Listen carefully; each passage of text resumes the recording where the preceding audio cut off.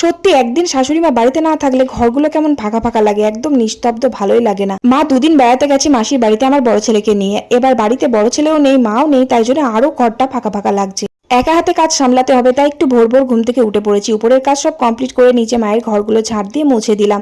তারপরে চান করে পুজোটাও করতে হবে, কারণ মাই তো পুজো করে, তাই মা নেই বলে আমি চানটা করে নিয়ে পুজোটা করে নিলাম। পুজো করে নিয়ে ভাতটা বসিয়ে দিলাম, আর ভাবলাম কি রান্না করবো আজকে। তাই বাড়িতে অনেক শাক হয়েছিল, 5 মিশালির শাক দুটো তুলে নিয়ে এসে কেটে নিলাম, শাকগুলো ভাজা করব।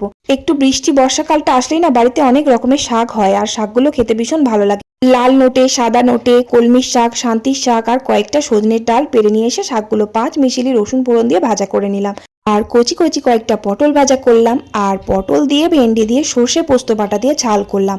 আর ডিম আর আলু পটল দিয়ে একটা ঝোল করলাম। তারপর রান্না শেষ করে কলে জল তুলে নিয়ে বাসনগুলো ধুয়ে মেজে নিয়ে চান করে খেতে বসলাম। ভিডিওটা ভালো লাগলে একটা লাইক করে চ্যানেলটা সাবস্ক্রাইব করে দিও। টাটা।